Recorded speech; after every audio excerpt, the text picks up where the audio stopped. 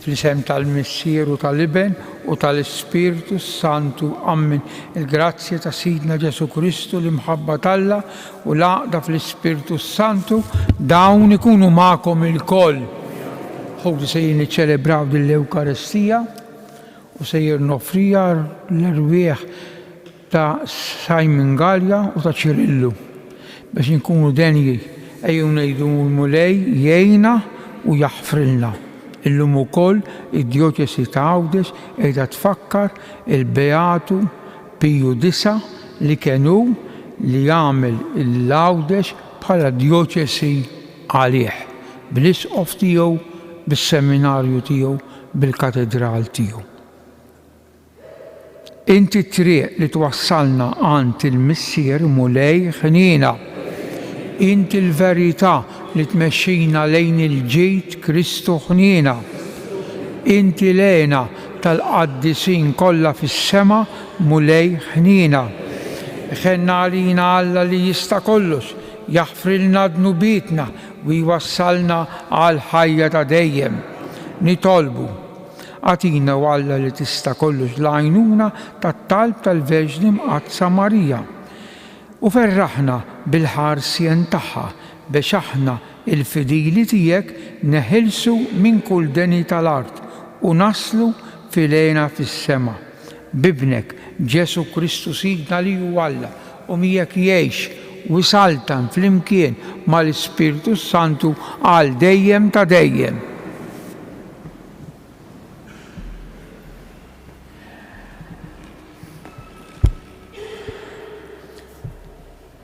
Qari mill-ewwel ktieb ta' Slatin. F'dak iż-żmien, is-Sultana ta' Saba semed bil-fama ta' tħabbrik Salamun għall-isem il-mulej u ġiet biex iġġarbu b'mistoqsijiet iebsa.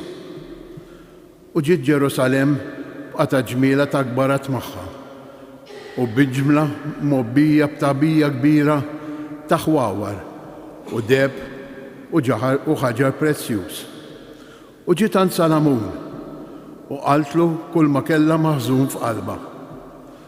U Salamun weġibha għal kull ma staqsietu. Xejn ma kien hemm li baqa' moħbi għas-Sultan li ma kienx jista' jwieġbu. U meta s-Sultana ta' Saba rat l-erf kollu ta' Salamun u d-dar li kien bena, l-ikel tal-mejda tiegħu, il-kunsil ta' madwaru, is-servizz tal-qaddejja u l-biesom, il-kuppieri tiegħu, is-sagrifiċċji tal-ħruq li kien joffri fit-tempju tal-mulej, baqgħet mistaġba u qalet lis-Sultan: tassew minnu dak li smajt farti fuqek u fuq għarfek. Ma rridx nemmen dawn il-ħwejjeġ qabel ma ġejt rajt bajnejja. U ma kienux ħabbru lin-nofs. L-erf u l-ġid tiegħek huma aktar milli smajt. Ħenjin in-nies tiegħek, ħenjin il-qaddejja tiegħek li qegħdin miegħek u jisimgħu dejjem l-erf tiegħek. Ikun imbierek il-mulej Alla tiegħek li taxxaq bik u qiegħdek fuq it-tron ta' Iżrael. Għaliex il-mulej dejjem ħabb lill-Iżrael u għamlek sultan fuqhom biex tagħmel il-ħaqq u l-ġustizzja. Imbagħad tat lis-Sultan 120 talent deb, kotra kbira ta' ħwawar u ħaġar prezzjuż. Qatt ma ġiet kotra kbira ta' ħwawar daqs dik li ġabet is-Sultana ta' Saba lis-Sultan Salamun. Il-kelma tal-mulej. Ħallillallah. Min fomm il-ġust joħroġ kliem l-erf. Min fomm il-ġust joħroġ kliem l-erf. Erħi fil-mulej triq tiegħek, afda fih u jagħmelu u juri bħal dawl is-sewwa tiegħek u dritt tiegħek bħal nofsinhar. Min fomm il-ġust joħroġ kliem l-erf. Min fomm il-ġust joħroġ kliem l-erf u l-sienu jgħid is-sewwa. Il-liġi ta' Alla tiegħu għal qalbu ma jitfixkilx fil-mixi tiegħu. Min fomm il-ġust joħroġ kliem l-erf. Is-salvazzjoni tal-ġusti mill-mulej u l-kien tagħhom fi żmien l-awġ. Il-mulej jgħinhom u jeħlishom mill-ħżiena, isalvhom għax fih jistkennu. Min fom il-ġust joħroġ kliem l-erf. Inqumu għall-Evanġelju.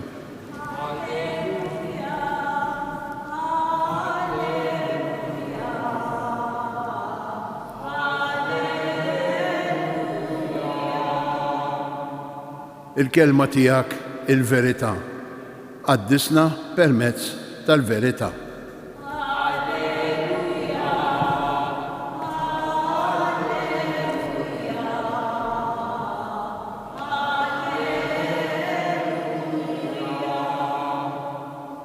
Il-mulej ma'kom. Qari mill-Evanġelju skont San Mark.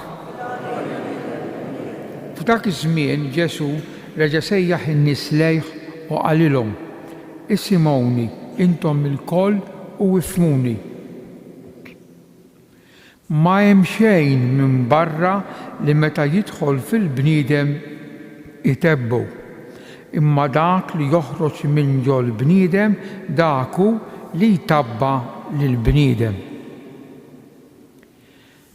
Meta ħalla n-nies u daħal id-dar, id-disċipli tiegħu staqsewh fuq il-parabola. U Ġesu qalilhom: Intom ukoll daqshekk bla moħħ. Ma tifhmux li xejn ma jista' jtabba lill-bniedem minn dak li jidħol ġo fih minn barra. La darba dan mhux fil-qalb imur iżda fl-istonku biex imbagħad jintrema fil-ħofra.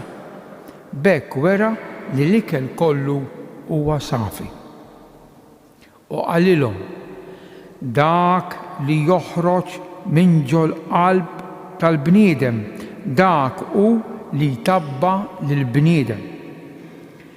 Għax minn ġewwa mill-qalb tal-bniedem li joħorġu l-ħsibijiet il-ħżiena, iż-żina, serq, qtil, adulterju, reba, ħażen, erq, libertinaġġ, ejra, malafama, supervja u bluwa.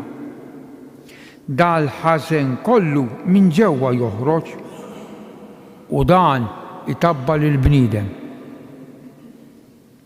Il-kelma tal-mulej.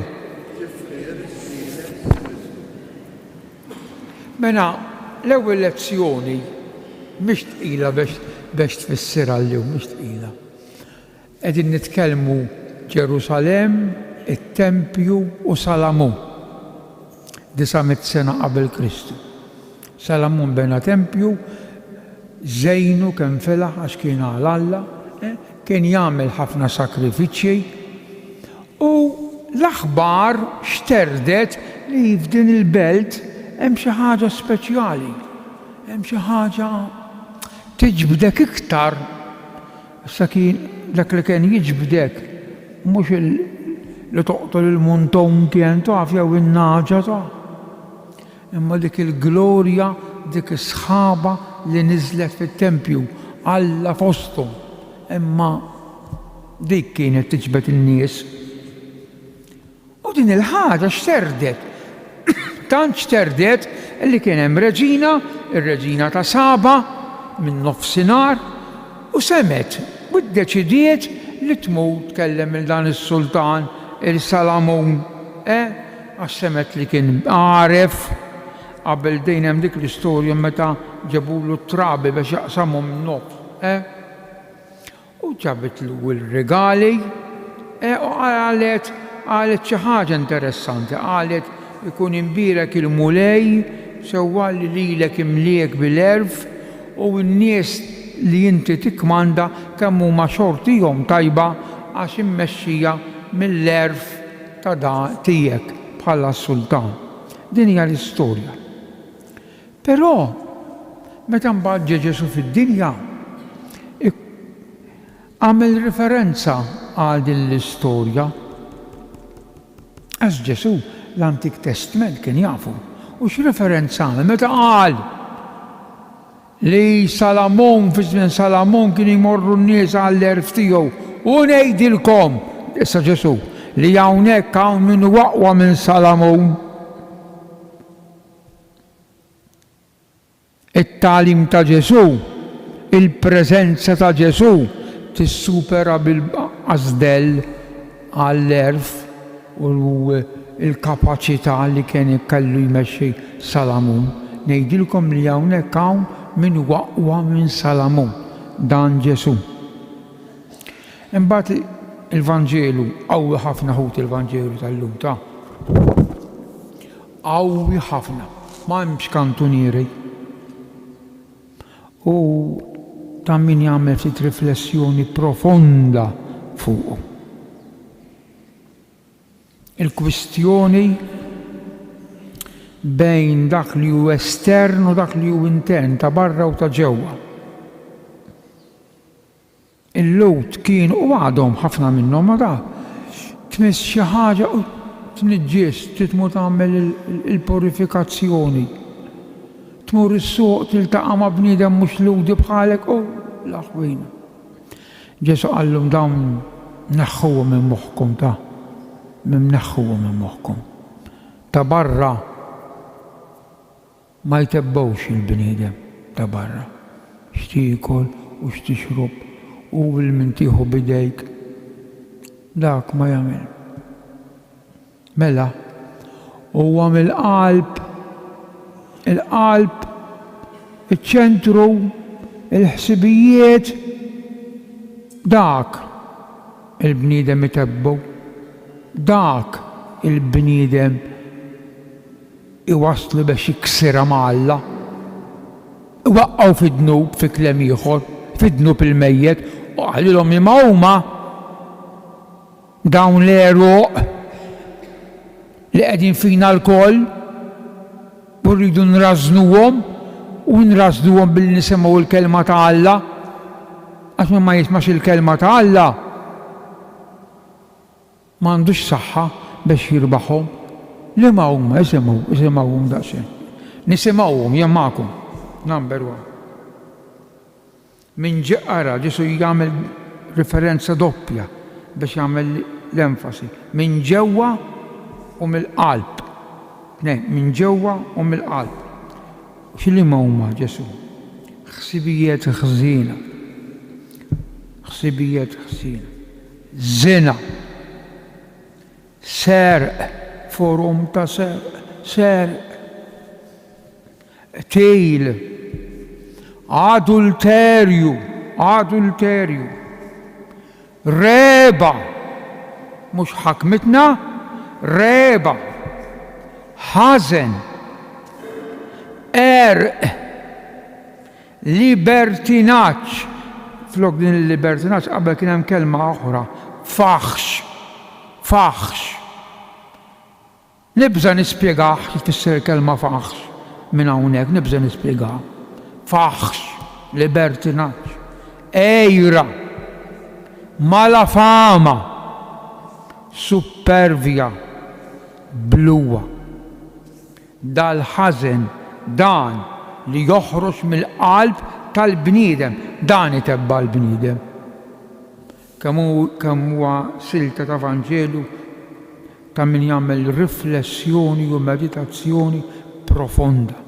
U fl-istess waqt kemm għandna ngħidulu grazzi il dan li hu iktar għaref minn Salamun li l-kelma tiegħu, id-dawl tiegħu, it-tagħlim tiegħu għatanna tant u tant bżonn. U min jimxi wara dan it-tagħlim jimxi fil-paċi, jimxi f'għaqda, jimxi f'imħabba, jimxi f'lena sa minn din id-dinja stess. Grazzi Ġesu ta' dan it-tagħlimek sabiħ li llum oġbok toffrilna.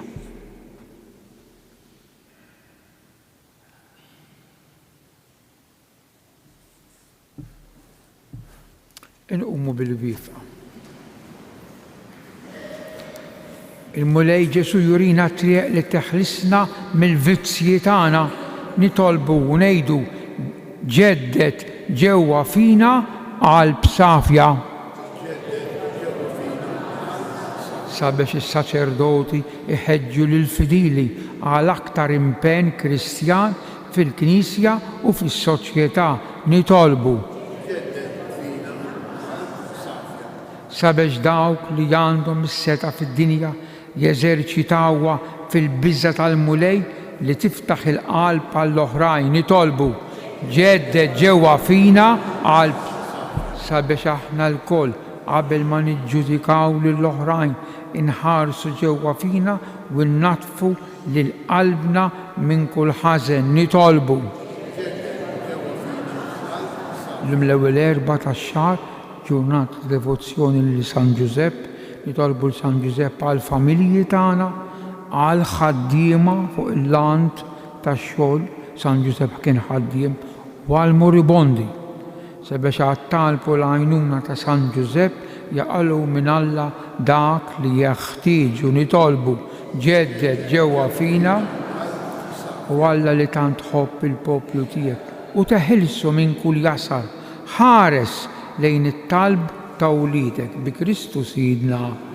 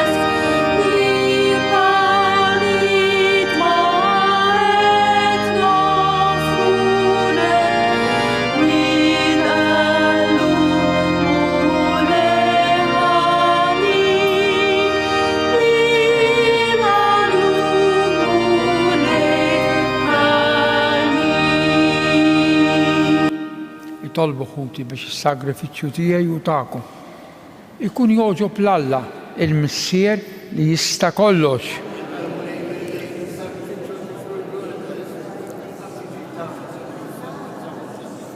Il-qamulej jittalbu l-offerti li aħna l-fedili tiegħek qegħdin nagħmlulek it-tifkira tal-Verġni Mqaddsa Marija u San Giuseppe biex permezz tagħhom noġbuk u naqilgħu il-għajnuna bi Kristu Sidna.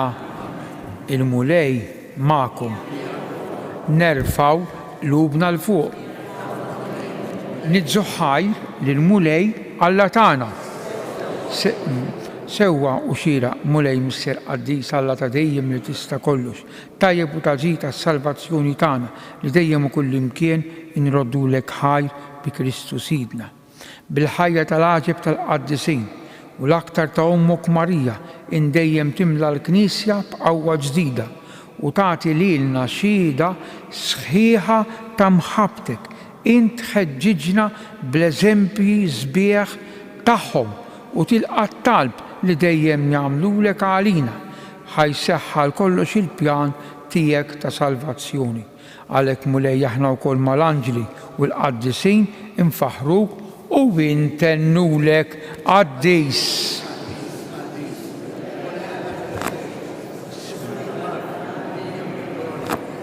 Osanna imbirek.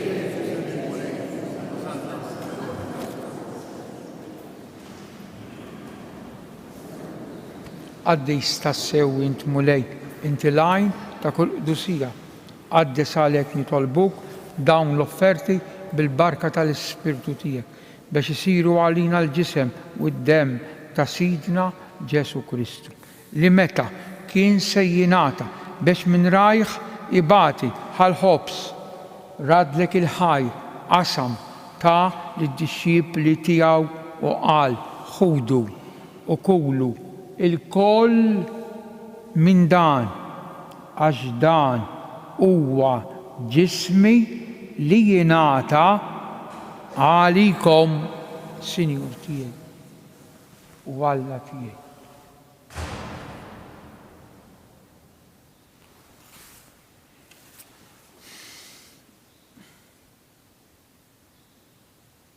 Hekk ukoll wara l-ikla ħall-kalċi reġa' radd il-ħajr. Tali disċipli għalilhom ħudu u xorbu minnu l-koll għax dan huwa l-kalċi ta' demmi tal-patt il-ġdid li jibqa' dejjem. Id-demm li jixxerret għalikom u għall-bnedmin kollha għal maħfra tad-dnubiet. Għamlu dan b'tifkira tiegħi u Alla tiegħi.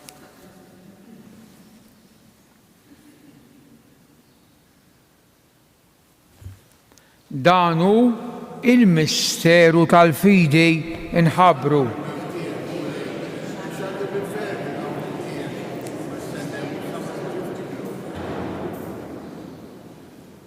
Għalhekk aħna nagħmlu dan tifkira tal-mewt u l-qawmin ta' Sidna Ġesu Kristu.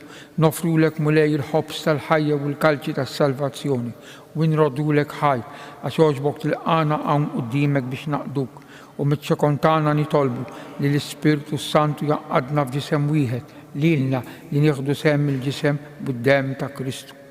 Ftakar mulej fil-Knisja tiegħek mxerda mad-dinja kollha u taqa' fl-imħabba flimkien mal-Papa Franġisku mal-Isqof tagħna Anton u mal-Ministri tiegħek kollha. Ftakar ukoll fħutna li raqdu bit-tama tal-qawmien fil-qadija tiegħek Simon Galja u Ċirillu. Ftakar fil-mejtin kollha, daħħalhom quddiemek fid-dawl tal-glorja tiegħek. Ħen għalina l-koll nitolbuk, għati lilna wkoll il-wirt tal-ħajja ta' dejjem flimkien mal-Verġni Mqazzom Alla Marija, ir-raġel tagħha San Giuseppe, l-Apostli u l-qaddisin kollha li jgħixu fil-ħbiberija tiegħek sa mill-bidu tad-dinja. Għamel li magħhom infaħruk u nsebħuk b'Ġesu Kristu ibnek. Bi Kristu, ma' Kristu u fi Kristu jingħata lilek Alla missier li tista' kollox flimkien mal-Ispiritu Santu kull ġieħ u glorja għal dejjem ta' dejjem. Hawnhekk magħna u fostna għandna lil Ġesu imqawwijin dak li huwa aqwa minn Salamun, imqawwijin minn din il-fidi u ngħidu it-talba li għallimna għas-salvazzjoni tagħna. Missierna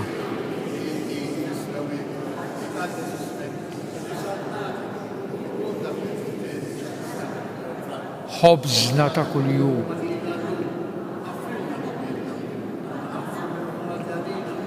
La ddaħħalniex fit-tiġrib. Ħlisna nitolbuk mulej minn kull deni, għatina fit-tiba u ħina tiegħek il-paċi fi żmienna biex inkunu ħilsa mid-dnub u mħarsa minn kull inkwiet. Aħna nistennew u nittamaw il-għena u l-miġja tas-Salvatur tagħna Ġesu Kristu. Mulej Ġesu Kristu li jgħid l-apostli tiegħek inħallilkom is-sliem, nagħtikom is-sliem tiegħi la tħares lejn dnubitna iżda ħares lejn il-fidi tal-Knisja tiegħek. Għatija sliem u l-għaqda li jien trid fija int li tgħix u s-saltan għal dejjem ta' dejjem. Il-paċi tal-mulej tkun dejjem magħkom. Għatu il-paċi lil xulxejn. Ngħidu flimkien ħaruf ta' Alla.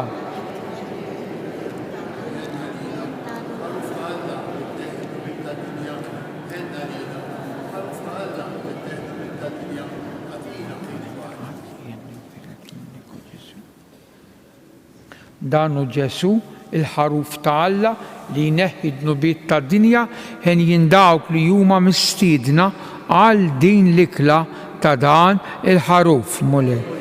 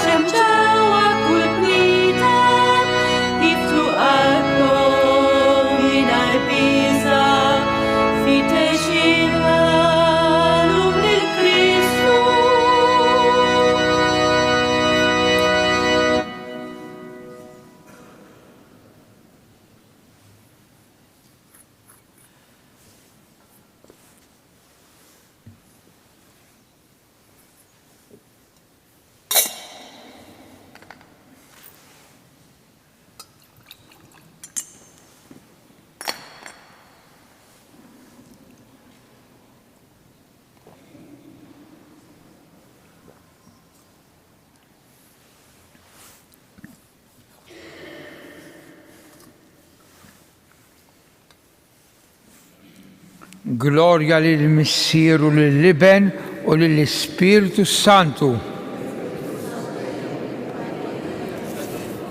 Nitolbu tqarbilna mulej bis-sagrament tas-salvazzjoni fiċ-ċokontana nitolbuk biex aħna li jiċċelebrajna t-tifkira tal-Verġni Mqazza Marija u San Ġusepp ikun jistħoqilna għal dejjem il-frott tal-fidwa bi Kristu Sidna. Il-mulej magħkom, iberikkom u ħariskom Alla li jista' kollox il-Missier u l-Iben u l-Ispiritu Santu. Amen. Inselmu l-Madonna. Slima għalik Marija, bil-grazzi mimlija l-mulej miegħek imbirka inti fost in-nisa u imbirek il-frott tal-ġuf tiegħek Ġesu. Slima għalik Marija, bil-grazzi mimlija l-mulej miegħek imbirka inti fost in-nisa u imbirek il-frott tal-ġuf tiegħek Ġesu. Slima għalik Marija, bil-grazzi mimlija l-mulej miegħek imbirka inti fost in-nisa imbirek il-frott tal-ġuf tiegħek Ġesu. Madonna Tapini, Sultana tal-Familja, il-ġurnata tajba l-kulħadd.